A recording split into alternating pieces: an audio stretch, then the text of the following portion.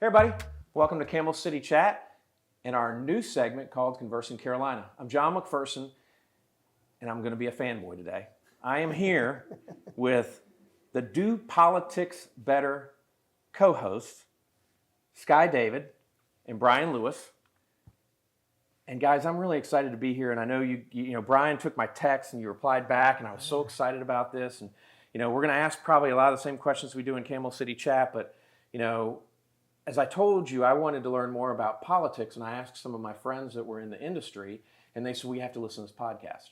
And so I started listening to you guys and learn more about it. And so I want to talk about the podcast and how you guys got started on that. I want to talk about all the other things that got us to where we are. We definitely want to touch on some of the great work that you do for, you know, it's like everyone else has like all the job things that they've done, and then you've got this plus then another 100 of them that you do, and you're both very involved in different organizations and associations and things like that. But before we get started, I want to talk to Brian about something that is very similar. You and I have something in common, and that is the fact that we're usually the prettiest person in the room. And how do we deal with that? I mean, it's hard. It's really difficult. All right, so Skye, where are you from, and how did you get to Raleigh, North Carolina?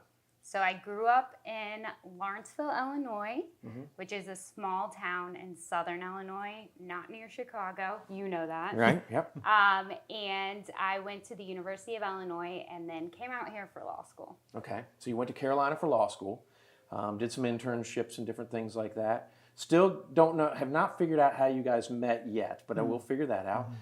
And so there are three of you guys here, where Christy is not here. But she's on your team, and so you're three lobbyists, new Frame, which, Brian, how did you get to Raleigh, and where are you from? I was born in Duplin County, which if you go to the beach, if you go down to Carolina Beach or Wrightsville Beach, you go through Duplin County. It's in Warsaw, Kenansville. That's not how we know Duplin County. Along you know how everyone in here knows Duplin County. Through the bacon that you eat or the wine you drink. Yeah. Yes, if you like the really sweet Scuppernong wine. Take a sip and go. Yeah. But they have, I mean, it's changed. Well, we'll talk about tourism. Yeah. What has that place done for that county? Oh, it's incredible. amazing. Well, Yeah. more importantly, let's go back to Governor Jim Martin when he extended I-40. Right. It just, that whole corridor through there. So we have the winery, we have some shopping, we have some retail, but yeah, it's Duplin County wine. If you drank some wine last night, it's from Duplin County. Right. And then if you had bacon this morning, we process about 35,000 hogs a day out of Duplin County. That's crazy. Yeah. Yeah. So now you actually left there and went to the university that's a great school that doesn't have a football team, but I'm not going to say that out loud. Never been scored upon, never lost a game, UNCG Spartans. You go Spartans, right? Got your master's degree there? Yeah, undergrad, I got my master's degree there, and that was, 30 years ago. Hard to believe. It is nuts. Yeah, as I was telling you guys earlier, I'm the oldest one in the room here. I feel like I'm 12. But now, are you, how, you know, one of the things that I ask is, you know, where you're from. Let's go ahead and get the other things out. Besides surfing at Carolina Beach and eating Brits Donuts, we're in the Raleigh area. What are your favorite thing to do in the area? And also, where's your favorite place to eat in the area? Go ahead if you know what your answer is. I will go anywhere that serves good sushi or Asian food. So Bitamanda, Brewery Bhavana, Sono Sushi, Sushi Iwa in Apex. What about the one that's over in the... City Market? City Market, yes. Great stuff. Great stuff. They're edamame? Yeah. Oh my gosh. They're opening a place right here. Yeah. A new place. Oh, I didn't know that. Yeah, it's City Market Sushi. They're the ones that are. You would have thought that they would have sent you a card. Yeah, or something. you would think. I'm a sucker for sushi. Okay. I love 2-for-1 in Apex though. Sushi Iwa, love you. Yeah. So anything seafood, you know, I love. Right. And I feel like with Brewery Bhavana up here in Bitamanda, two of the best restaurants I think I've ever eaten, ever. And how would you describe the food there? It's Laotian. Laotian food. I mean, just wonderful food, great service. I think nicely priced for what it is. Okay. All right. A new restaurant that I like that's in Smoky Hollow, which is like where the Publix is, Right. is called Madre. Small plates, very good. Other things I like to do in Raleigh, I would say if there is like a market on the weekend, I will go. I will sniff your homemade candles. And if you are a local maker, I will buy it. Okay. And then I like to go to the farmers market too, the Okay. state farmers market. All right. Cool. All right. Besides surfing, what do you like to do in the area? Think about when I'm going to go surfing next. Because you have two kids, right? I do have two And kids. so state is one of them? NC State, and my daughter's up at Sarah Lawrence in Okay. New York. Right. Okay. And my son's a chemistry major at NC State, does not like politics. He does vote begrudgingly. My daughter is a journalism major. Okay. Up So at she's Sarah going to Lawrence. be probably writing about some politics, eh? She is. I think she is. I think she got the bug.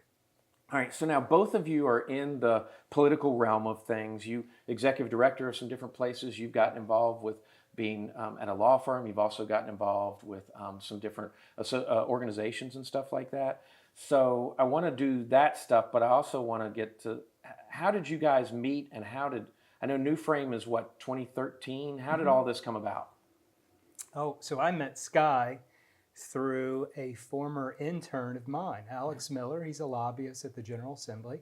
Skye was his intern. Okay. And so I met Skye, 10 years ago? 11 years? I don't know. Well, I've worked with you for 7. So. Yeah, so it's about 10 years ago. I had just opened New Frame 2014, January 1, and I knew Skye through Alex.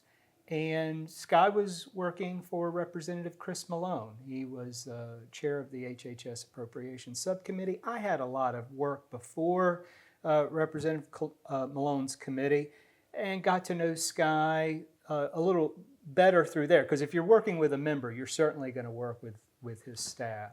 Right. And Skye was in the market for a job as a lobbyist. She had just gotten out of law school. And next thing you know, I didn't have a lot of money. I should say this. We were just kind of getting off the ground. But one thing I could do, John, was match the pay that they pay staffers at the General Assembly. And so I said, look, don't have a lot of money, but I could probably make that work. And we have grown together since then. And I'll tell you, best thing that has happened to me professionally, and one of the best things that's happened to me personally was meeting Skye and getting to work with her, the most talented lobbyist I've ever worked with. And I've been in the business now for 24 years.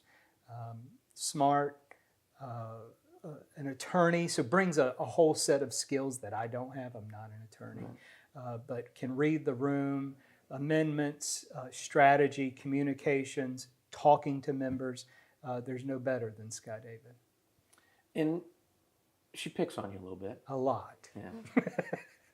I'm really blown away to see this one, Skye. I'm looking at this couch. I'm looking at these pillows. All designed by her. And this is the couch where you proceeded to pull all the hair out of his nose, right? Yeah. Yeah. I've done it multiple times, but while I'm sitting here, I have a great view of this ear hair that Hairy needs to pinner. come out too. That's the only thing I do vain. I had a lady laser my ears because, it's just, I had a brother that, it looked like this much coming out of his ear. I'm like, no, I can't do that. Yeah, the Yeah. light hits it sometimes. Your wife must appreciate. My wife does Yeah, appreciate She's got to Skye. appreciate Skye. Yes, she does. When we get together, we team Oh, up, man. man. I figured as much. Yeah, you just give up in those situations. Well, I mean, it's like she's telling everybody that you got some guy at the beach that you want to be friends with, and that he changes the way he's dressing because he's got the flat. I'm not even sure if that guy's real. Yeah. So, Is that the what is it? Is the guys I dated? I met a girl at I met a girl at Niagara Falls. She's from Canada. Yeah. That's my girlfriend from Canada. Yeah. So, but yeah, no, that's what I love about your podcast, and that's why it's great. If you listen to the great podcasts like Smartless, they're always talking, but they're giving each other grief the whole time. You can tell, one, you guys really care. You can tell that you're very informed and that you truly love each other. And you can tell that. And I mean, it's just like anything that happens, you're quick on your feet.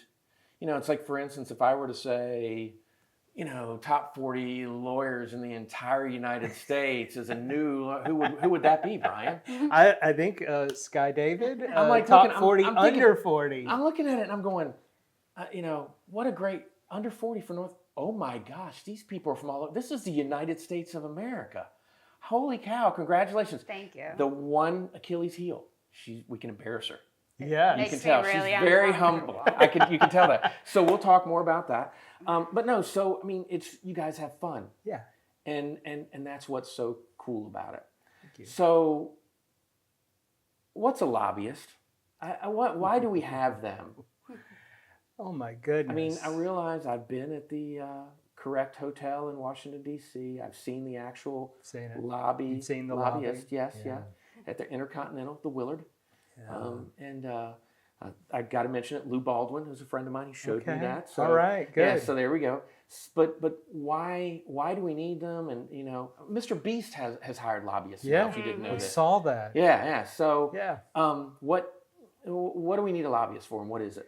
So lobbies sit in lobbies. To your point about the hotel in D.C., we sit in lobbies and we wait for legislators to come through, and we try to have conversations with them about our clients' needs. So clients, whether you're an interest group or an individual, you're out there thinking, man, there should be a law about this. Right. And then you're thinking, well, I've got a full-time job, I've got things to do.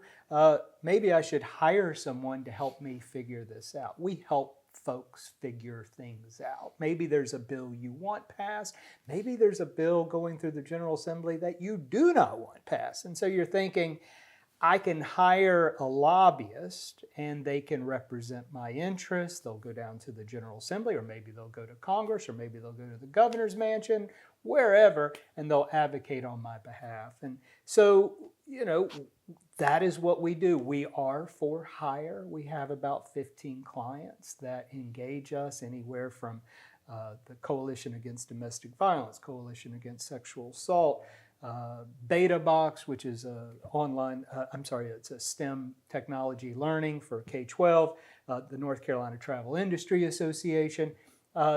They engage us. They're our clients. We go down to the General Assembly on their behalf, and we talk about the direction the state can go that, of course, benefits our clients, but we have to make the case of why our clients are helping the state. And so that's what we do day in and day out, John. Well, I mean, sometimes they're easy sells, obviously, and sometimes they're, what are you thinking? And so how many lobbyists are there in North Carolina? Do you guesstimate? We think about 700. 700. Yeah, you can see us all registered on the Secretary of State's website if you go Okay. to her lobbyist division, but there's about 700 registered lobbyists. So I know that someone from like Deborah Conrad now is a lobbyist, right? Yeah, so from Forsyth a lot of County. people get out and then they have those contacts and stuff like that, and so they get into that. That's called the revolving door, Right. by a lot of folks. Yeah, It is kind of hard, I guess, once you get the taste of that to not want to go back to it every day. And so let's take a break. We're going to show your website so people can learn more about you guys and come back, and I want to talk about some of the things you guys lobby for and other things like that. So we're going to be right back with more Camel City Chat.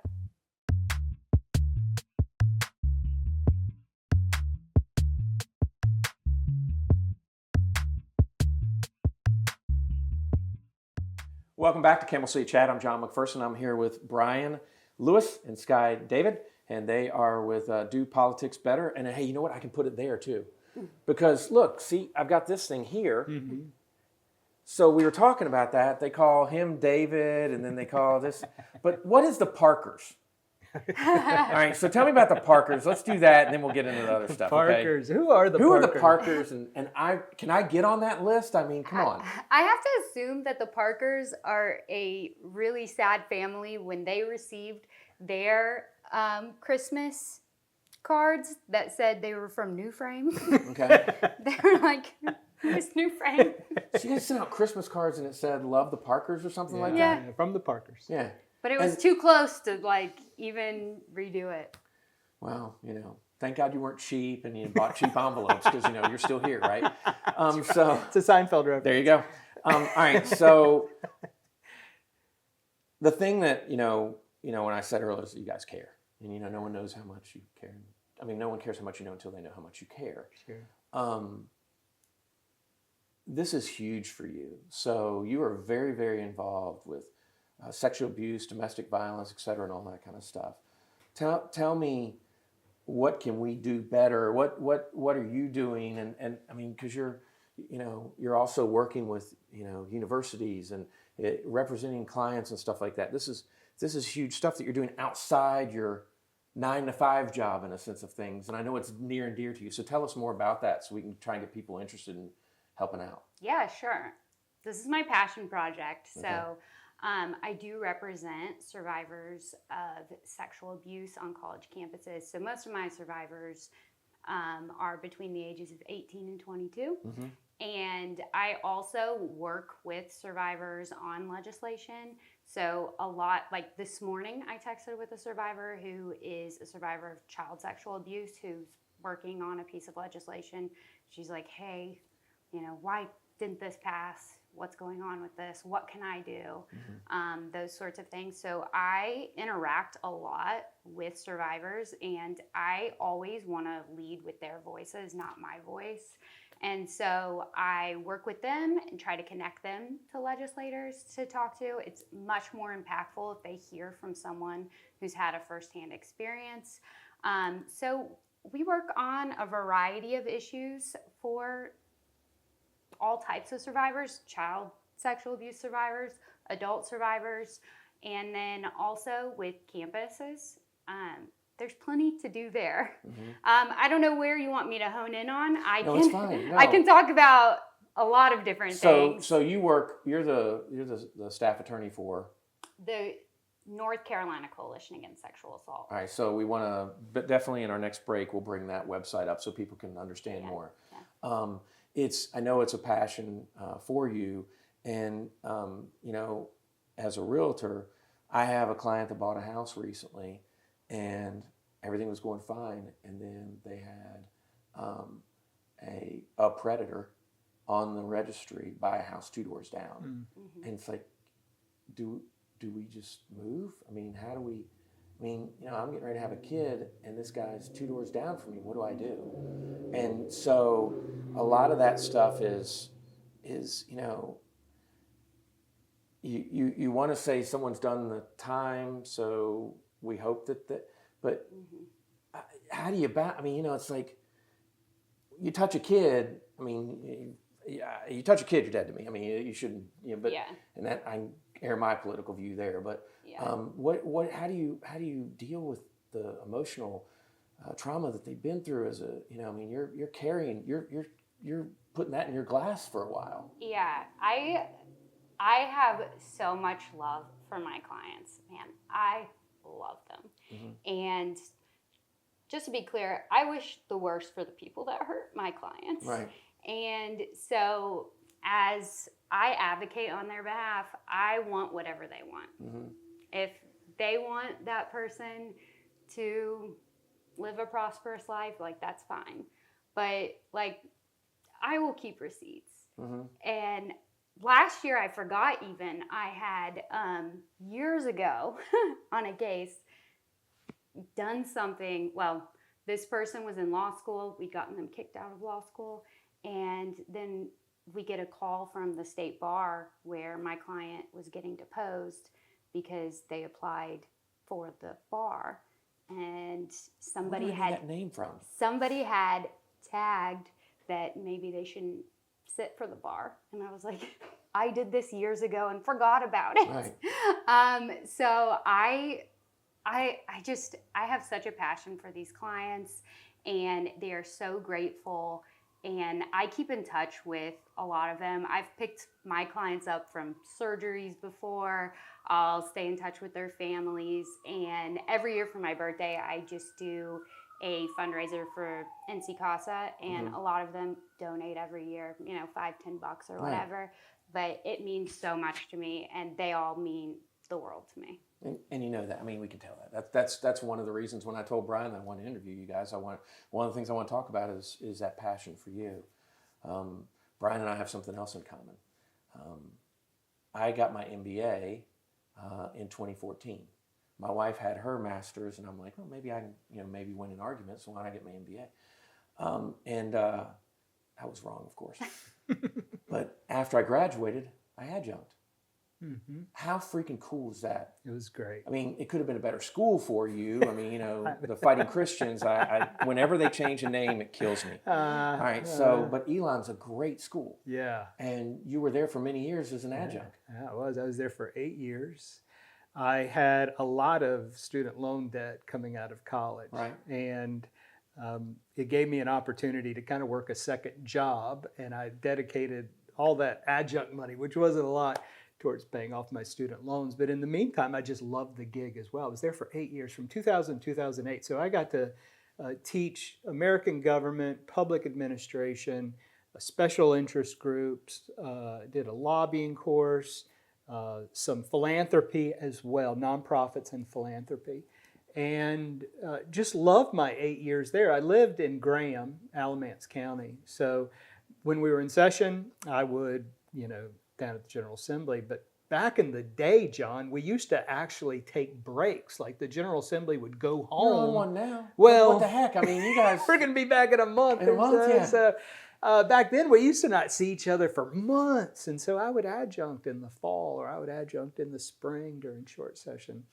And it was wonderful. It was, to teach the pillars of our American democracy, this experiment was so fun. To teach it in a way, to see kids, to see them inspired. And then now, even, I stopped teaching in 2008, but I'm still friends with folks, because social media, if it has any benefit, it's you get to stay in touch with folks. And so to see, people working at Greensboro Action, the executive director there is a former student of mine, or to see folks up in D.C. in the business, or even at the General Assembly, it's really just a lot of fun. It is awesome. I actually did it at Winston-Salem State. Okay, yeah. And so learned a lot. And were you in the business department there? yeah, I did intro to business to freshmen, and then sales and sales team management and to the upperclassmen. And they did it 1 year, and then they said, well, they wanted to have like one person teach like 5 classes rather than so they consolidated. But I've been back involved with them. I got my undergraduate at App, and then it's one of those things of. Another reason why I like you guys is we have very similar things. We've done about everything. My job. I kidded with you about selling Illini stuff, which high school is Indians, and then you go to U of I, which is Indians. Yeah. Okay. Can't say that anymore. But they are, right? But they are, yeah. And then the other is with me was like I was a tour guide at Mystery Hill. Oh yeah, So, we love Mystery Hill. NCTIA. Yeah. Hey, that stuff's real. Yeah, I believe All right, it. so thank you for hitting that one. You ready? Number 5, how'd it feel? Number 5, when you guys, I'm sorry, I didn't ask it right way. How does it feel that North Carolina is now number 5 in tourism?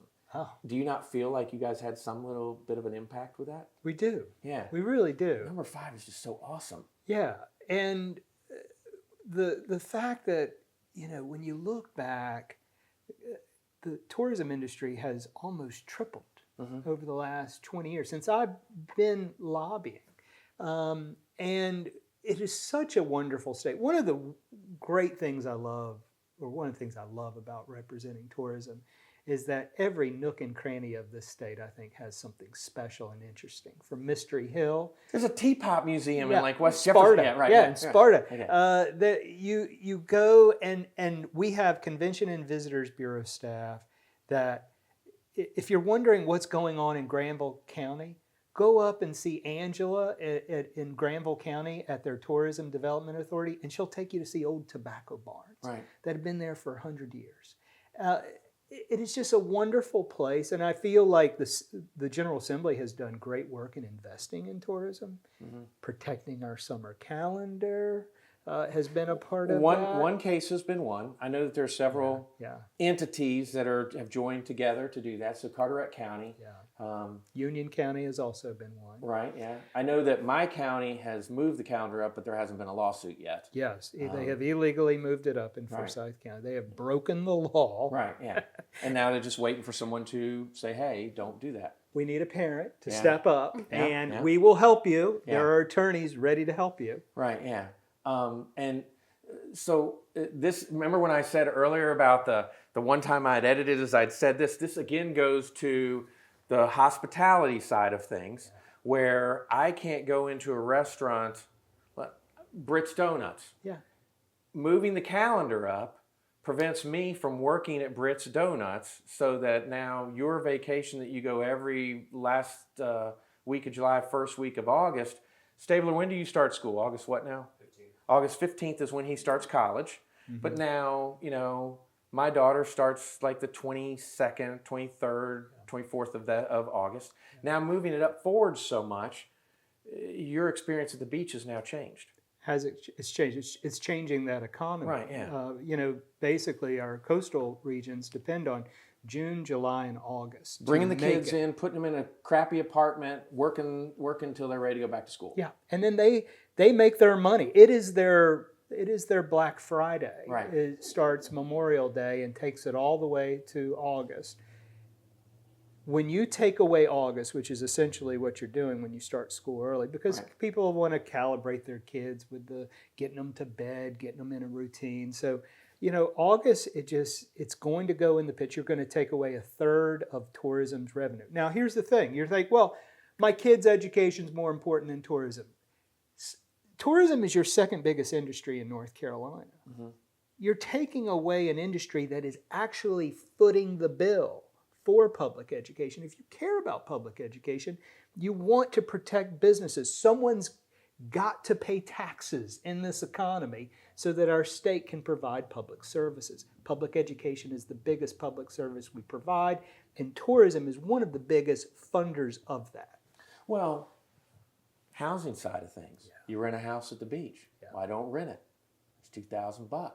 I don't have that $2,000 now that helped me pay my mortgage. That's right. Do I then suddenly get foreclosed on later on? I mean, we have seen across the whole state short-term rental stuff. Yeah. Asheville has tried to ban stuff. Boone is working on stuff. I mean, short-term rentals is the way. I mean, you see where I'm going with this, don't you? You're liking this, aren't you? I'm trying to do a segue here. We got houses we can short-term rent. I can leave the keys hidden on something on my car, and you go up to it and you do them, and then pop. The next thing they're going to do is like swimming pools. Yeah. That's Skye, right. What's going on with swimming pools? You got to be kidding me. So we represent Swimply, which if you have a swimming pool in your backyard and you're not using it on the weekend or a weekday, and someone wants to come rent your pool for a couple hours, they can do so, and you can make a little money on the side. So basically, I live in what's a nice area here in Raleigh. You said Apex. I live over in Apex. Live in a nice neighborhood. Got me a pool in the backyard. I get up every morning and swim. See, I can never be friends with Brian. We'll get to that.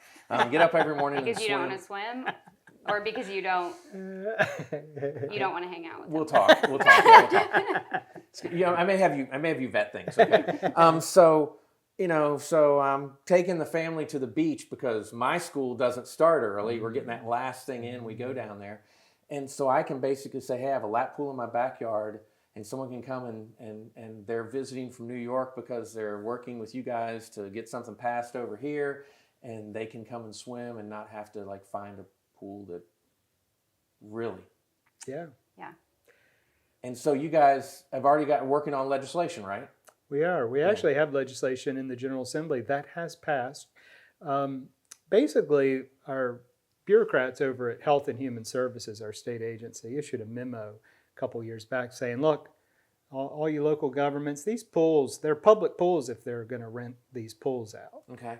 Our clients well, what if we do Airbnb? Are you saying that pool is public pool if we rent the whole house and use the pool? And the bureaucrat said, no, we're not considering that a public pool. That's fine, as long as you rent the whole house. And we're like, well, what makes our pool so unsafe then? We're not renting the whole house, we're just renting the pool. So we worked with Representative Jeff Zinger for Forsyth County, Representative Mark Brody, Representative Dennis Rydell, Senator Todd Johnson, to get a provision put in a bill this past session that clarified that these pools should be treated just like any other pool, Airbnb. However, unfortunately, John, the governor vetoed the home builders bill. No. Yeah, The governor vetoed something? Yeah, he No, vetoed I can't something. believe that. He vetoed something. He vetoed the realtor's healthcare thing, but let it sit on his desk so it passed. So, Okay. yeah, it is interesting, the politics of it. Yeah. I'm going to let it happen, but I don't want it to look like I'm going to let it happen. I'm not endorsing this. Yeah. We think we're going to be able to override the veto. Okay. But, this is something this is a good example of how we help a client. This is a small business, swimply.com. Their business model was threatened by some bureaucrats at HHS, and we helped clear it up.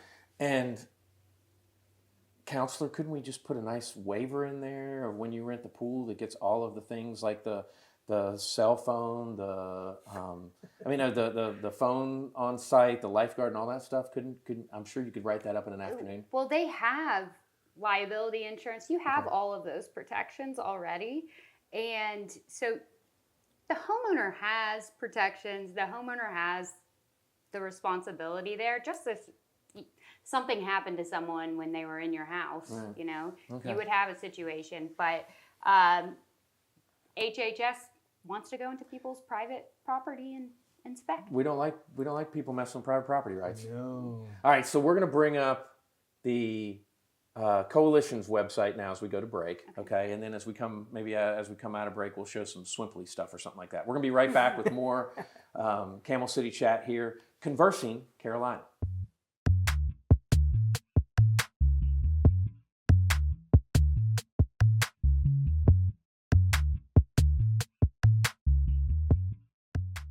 Welcome back to Camel City Chat. Again, I'm here with Brian and Skye. We're talking about lobbying and things like that. Their company is New Frame, and Brian's going to tell us in about 2 seconds why New Frame, and then we're going to get into talking about Do Politics Better and some other different things. And before we do that, the reason why I can't be friends with him is Brian wants to have an active friend, not someone that sits around and talks or does all those kind of things. And I'm more of and I noticed it downstairs, the corner there close to the kitchen. I like that. And then it's bourbon. And then I like sporting events and things like that. So Okay. my physical activity is not, I'm not getting on a surfboard. Yeah, well, that's part of him developing into trying to become me. Yeah. So he just wants to do you work out, Skye? Then I'll work out. So You get up early, I'll what get is it? up You did the early. yoga thing, and like now you've got people like going with you to like a Zumba class or something like that, and they're crying All when right, they leave. Zumba. Now what is it? I don't know. It's like on a reformer Pilates machine. Yeah, okay. So Pilates, Zumba, same thing to me. That tells It's a torture you. device. Yeah, is what torture it device, is. right? Zumba is what all my elementary teachers do. Okay, all right. It's like dancing. Yeah, right. Okay. So, all right. So, the working out thing and all that. Whew, yeah, I'm sorry. That's asking a lot there. Well, But you're a girl dad too. That is I cool. am. Yeah, I am a that's girl dad. that's probably the greatest thing that ever happened to yeah, me. yeah. All right. So, what is New Frame? Yeah. So, 2013, I am pretty miserable in my career. And what were you doing? You're executive director somewhere? It's actually the political director at the North Carolina Association of Educators, Right, which okay. is basically your teachers' organization. Right, And I was unhappy. It was coming out in my work, it was coming out in my personal life, and really just felt like I needed to get out of lobbying, was going to get rid of it, of that part of my life. Is that because everyone says the same thing, but nobody does it? And that is, we got to pay teachers more, we got to do this, we got to do that. But then when it never happens. Well, what I didn't like, look, there's always frustration with legislators not Right. supporting, whatever the case may be, teachers or the environment or whatever. But for me specifically, it was actually the way my employer was asking me to engage the General Assembly. The Republicans had just taken over in 2011. They were in power. And our job was to not work with the legislature. Our job was to fight the You legislature. got to work with who's in power, Exactly. no matter what political party you are. Exactly. I mean, I just felt like we needed to find common ground. We needed to concede on some things that we were going to lose on, and then use that to win on some things. We had some allies in the General Assembly.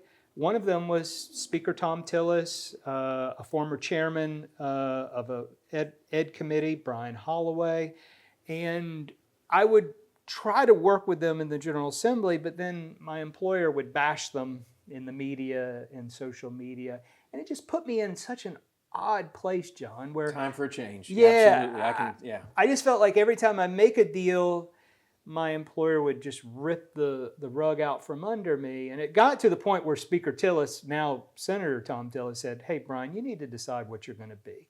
Are you going to be a hack, which is what you are to me right now, or are you going to be a lobbyist?" And so one day, it was May 2013, I went surfing. It was what I do. I just go to the beach, some great waves, had a great time, and I was sitting on my surfboard, and I decided I was going to leave, that I can't do this anymore. And I went down, I literally drove back to Raleigh, surfboards in the back of my car.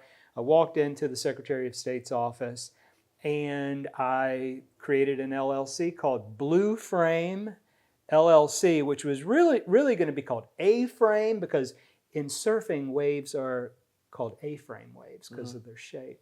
And then I changed it to Blue Frame.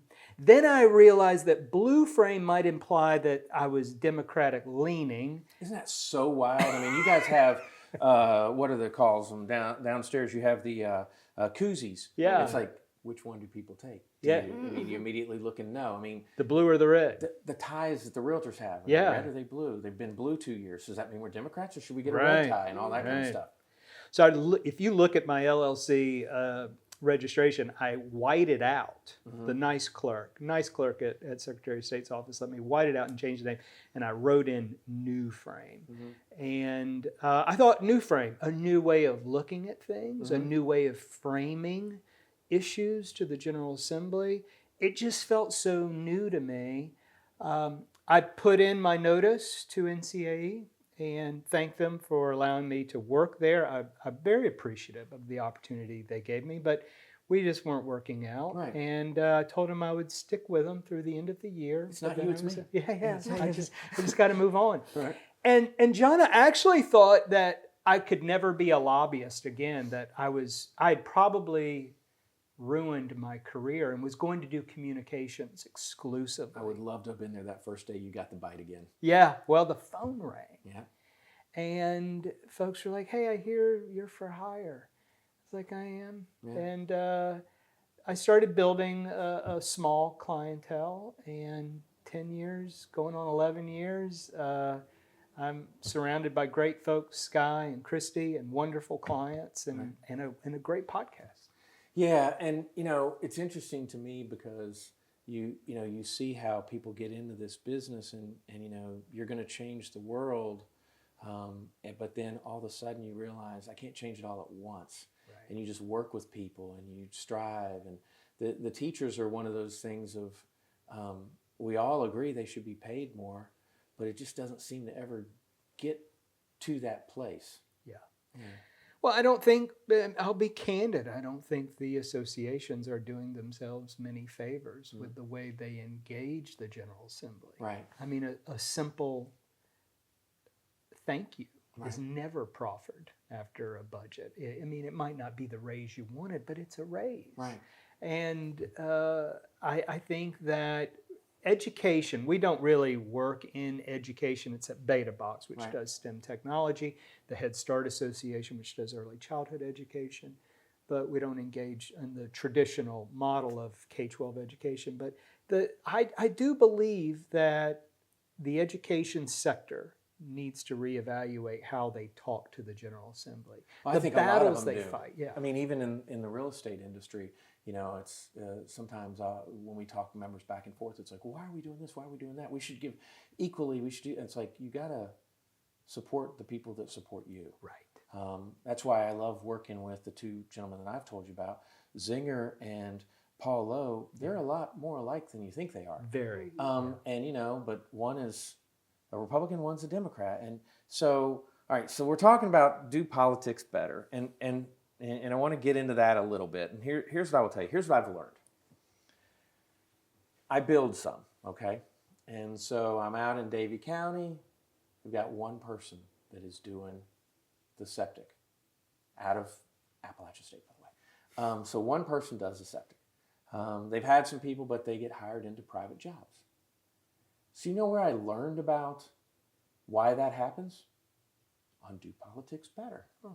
You guys interviewed the labor secretary. Oh, yeah. And do you remember, I just remember, it was amazing to me how much, as a state, we're a training facility. And how often that happens with, all these different things. I mean, he's telling us about, you guys had worked on some bills with the elevators and stuff, right? Yeah. And that was a direct thing of now his arm of the government has to inspect the elevators. And, everyone's still mad Sherry Berry's not there. I feel bad for that guy. But, so all that going on, I learned that on here. Oh, I'm beginning to learn who some of the players are in the different things. I really enjoyed the Democratic ad guy. I know I can tell that you have a love of political ads. Yeah. And things like that. So, do politics better. Where did this come from? Obviously, it's a COVID thing. Yeah. So tell me. Her idea. Back in 2018, Right. I wanted to start a podcast. And he said you're crazy. I made an outline. Mm-hmm. I'm a preparer. I would never. Stabler, what did I say? She does. She probably talks like this. Checks everything off. I said this in the car coming over here. He makes fun of me because I have like a chart for all of our bills. Right.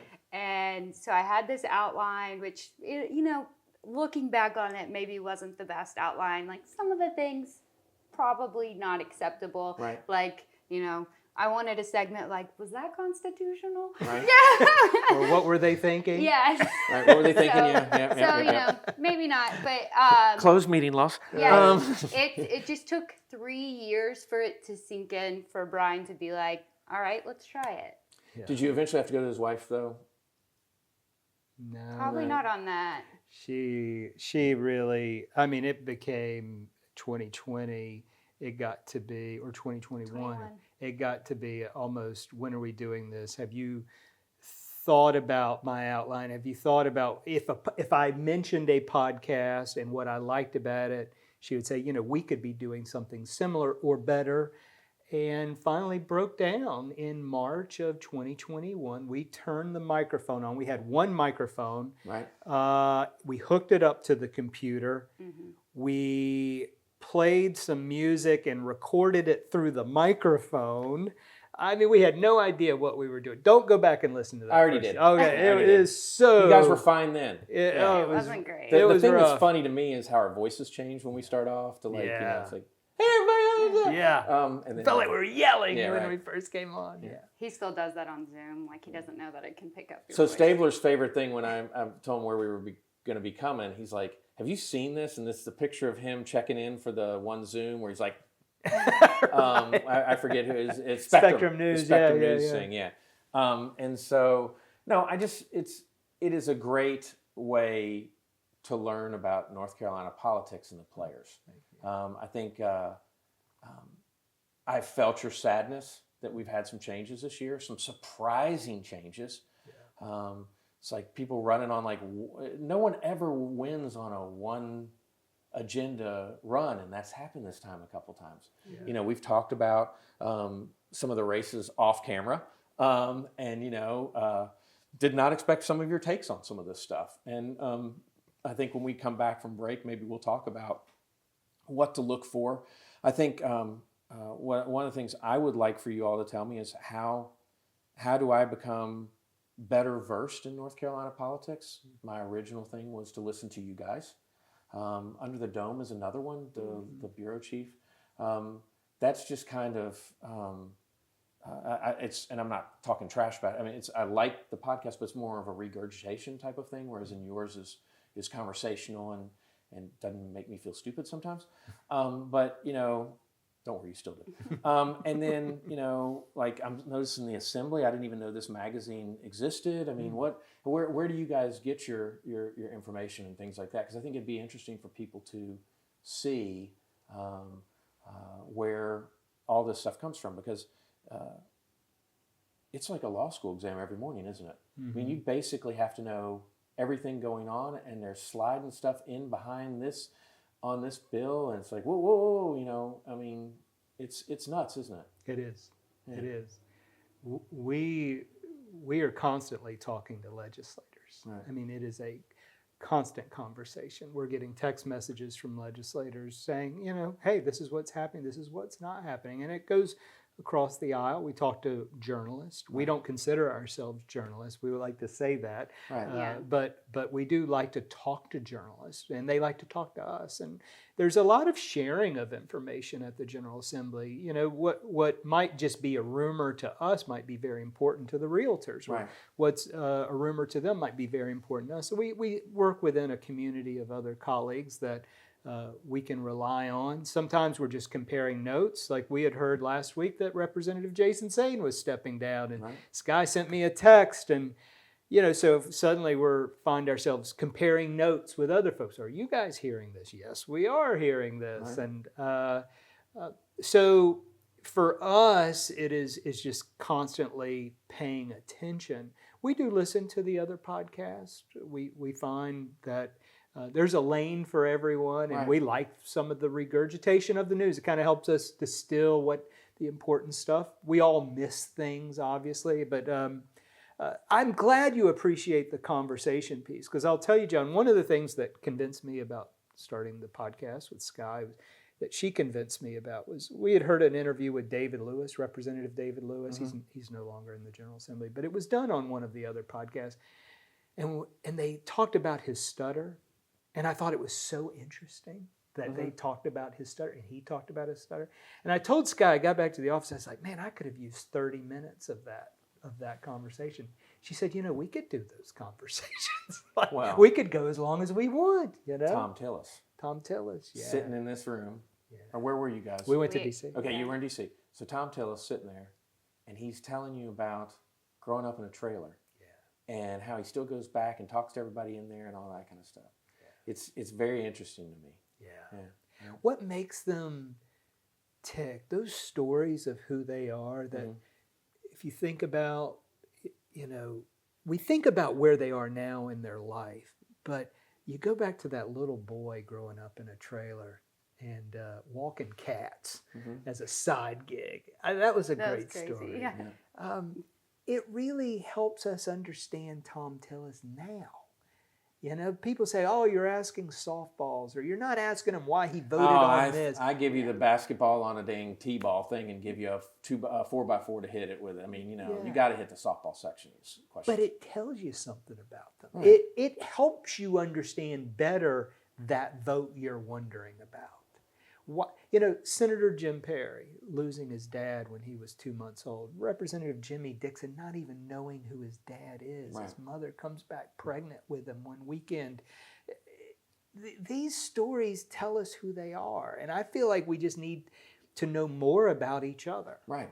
Yeah. And this is the same reason why I do this. Yeah. You know what my favorite thing about Tillis is, don't you? What's that? Senator Tillis is married to a realtor. We're going to take a quick break, and we'll be right back with the final section.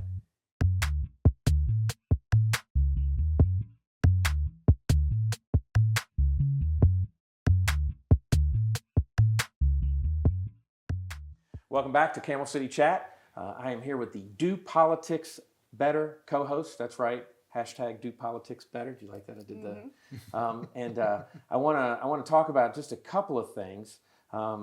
Skye, you have probably one of the greatest exits known to mankind.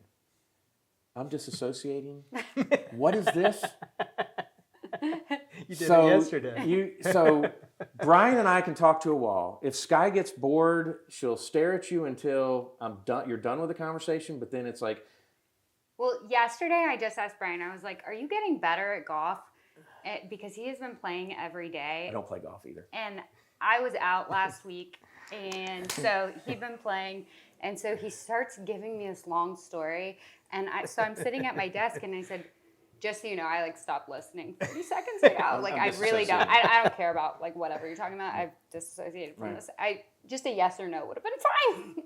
So I get yelled at that from my wife all the time. She's like, what was the question you asked me earlier or something? And I answered like, well, it takes us 2 hours to get. What time are we getting there? Well, it takes us 2 hours to get there. I made 6 minutes up on the way here. Okay. It's, All right. Congrats. We're in the Silver Bullet. That little car out there was my dad's. And after he passed away, I bought it to use to travel the state because it gets like 33 miles to the gallon. But, all right, so I do have a magic wand question for you that I ask sometimes in the podcast. That'll be at the end. Okay. But I'm going to let you guys start thinking about it. Sure. And it's going to be my magic wand question to you is what do you want to most be remembered for? Okay? So you guys think about that. But tweet of the week. What is up with you guys and X? I mean, Instagram's great, Facebook's great. I mean, but the legislature loves Twitter, don't they? Yes. Yeah. Well, Facebook, I'm not on Facebook, and neither most people under the age of 40 are not. Instagram. You both are on Facebook. You just don't get on Facebook. No, I don't have a Facebook. Okay. Brian doesn't know how to use Instagram. Okay. And X is it's the fastest way to get political news. That's just a fact. The NC poll hashtag specifically. Well, just any. Yeah. So how fast did you get the news of the attempted assassination? You got it on X. That's true. So the hashtag is what now? NC poll? NC poll. Yeah. Or NCGA. NCGA. And so that's a good way to get information because we talk about that. Just put it in the filter. Right. You'll get everyone's post for NC poll. Okay. Yeah. All right. And then now the Assembly is that a magazine that's done monthly here or something? I don't. It's a online newspaper. Okay. It is something that was founded by Kyle Villamain. We did a podcast with Kyle.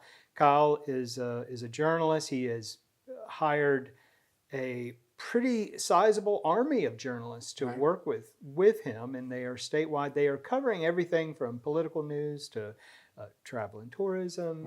They do cultural news pieces as well, but they have a hard edition that comes out quarterly, and that's what you're seeing on the. So I want to check that out online. The Assembly. AssemblyNC.com.org. I think $4 a month gets you a subscription. Okay, and that's another good way to get information. It's for long journalism. Form. Yeah, long right. form So now, and then there's that one email. I'm not paying for that email. I'm sure you guys pay for it. It's Insider. like $1,200 or something. Yeah, the Insider. Yeah. And so, and that's that a year or something. It is. So it's like $1,200 a year, and it's an aggregate basically. It pulls everything together. Mm-hmm. But that you couldn't do your job without it, could you? You read that in the morning. That's like one of the first things you read every morning. So, all right, me looking in, wake up in the morning. Now, I got up this morning to drive to Raleigh because I've got to be at Durham for something here in a little while.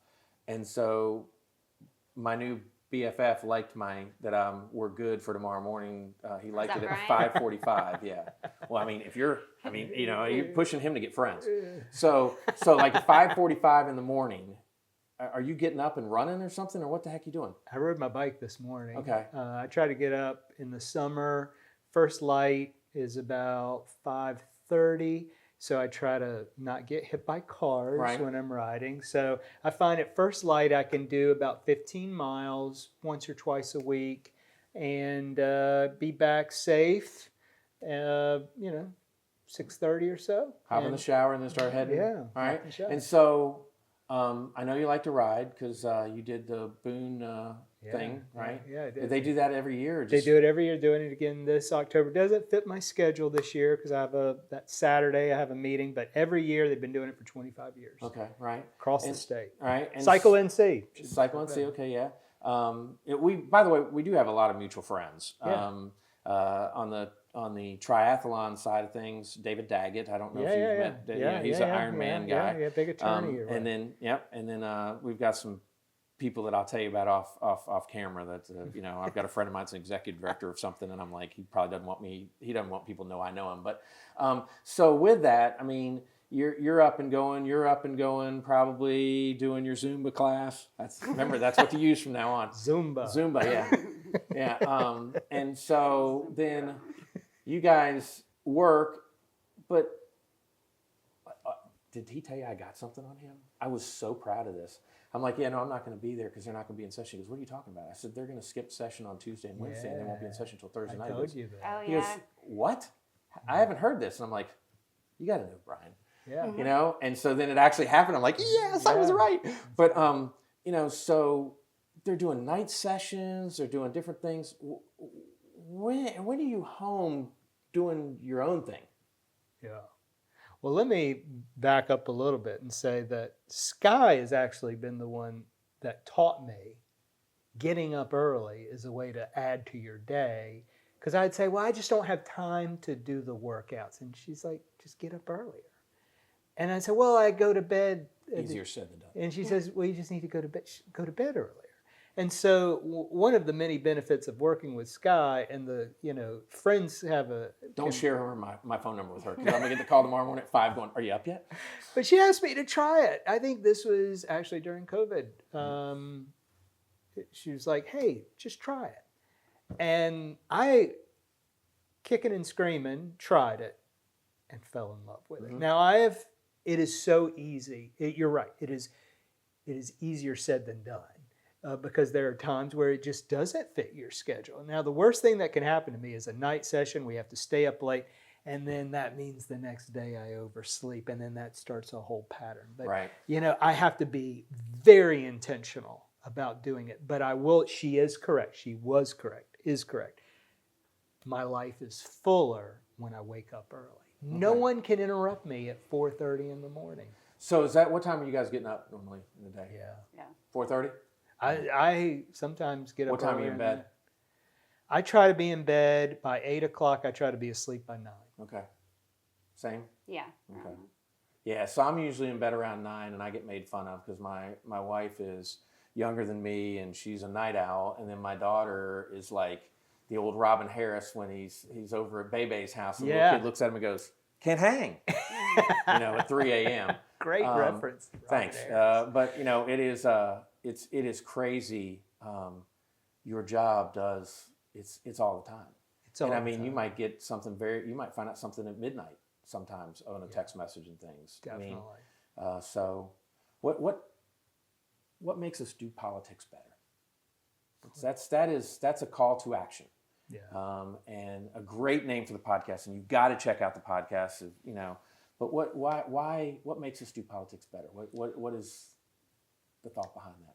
My thought is that if we know who we are, if we know each other, if we talk to each other, if I learn about the way you were raised, experiences that have happened to you, not just the good things, but the bad things also shape who we are.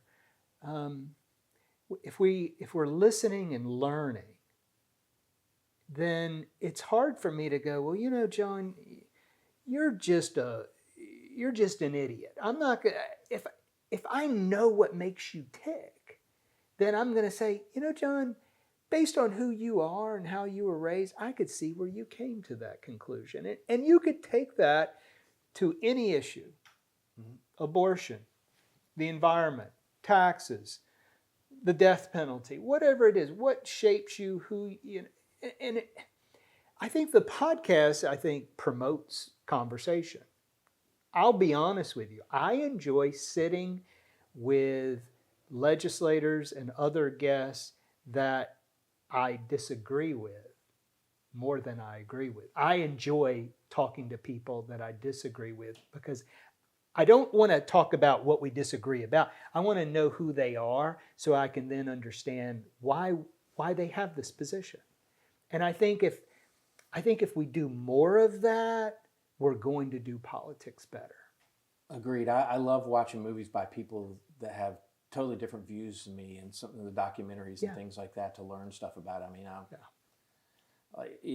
it's just incredible. I loved Morgan Spurlock, and all the things he did. One called 30 Days, a show, and he and his wife were in like suburban Ohio or something, and they had no money, had to go find jobs, and for 30 days they had to live on minimum wage. We fell at work and had to go to the hospital, and by the end of the time they had like a $200 bill and were in debt and all this kind of stuff. But as you went through it, then it's like, you know, you'd think that he would be just all this anti-stuff, and then he starts talking about he learned how to shoot when he was a small kid and he accidentally shot his dog. And it's like, you know, but I still respect this or that or whatever. And so you just learn about these people and all these different things, and you're like, oh, well, that's interesting. Or that's, you know, like Michael Moore, all these different people who do this stuff. That's where they're coming from, and that's the stuff behind it. Yeah. So the softball question I knew was not for you or for me, it was for Skye. And because of the fact that you are humble, you're going to have to step out of that. And I'm assuming, and you better say what I think you're going to say, what do you want to be remembered for in your magic wand? I don't know what you think I was going to say. Yeah. Mine is very easy. I think that what I want to be remembered for is that people say, you know, when no one else cared about me or no one else paid attention, she paid attention to me. And you fought for them. Yeah. Yeah, I knew that's what yours was going to be. I mean, thank you for all that work you do. And you know, let's try and figure out how we can help out. Okay. You, sir, what's yours? You know, on a professional level, I feel like, you know, when I die, I'll probably get a mention somewhere. Floor of the General Assembly, right? Or no, like Prettiest lobbyist. like someone will post something on Twitter that Right. I knew this guy. I hope that someone from the right and the left post about me and says, I knew this guy. Yeah. I worked with this guy. He was a straight shooter. I could rely on him, and I would like it to be the most conservative Republican and the most liberal Democrat to say something that they knew me. Cool. He wants to be the star. Hey, as my wife says, John, it's always all about you. It's all about me. Yeah. Thank you both. I appreciate your time today. As I said, I really, you know, I look forward to Thursdays. My Monday routine is I get in the car and I listen to Smartless and see who the guest is for the next week. Love And listen to the Smartless, week. yeah. And then I enjoy listening to you guys on Thursdays when you drop. Yes, I'm a fan. Thank you.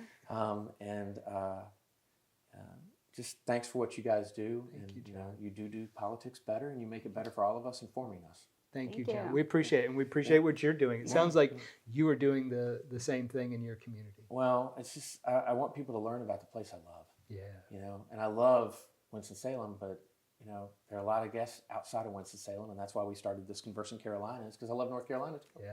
So we will be back next week, but thank you so much, and make sure to check out Do Politics Better.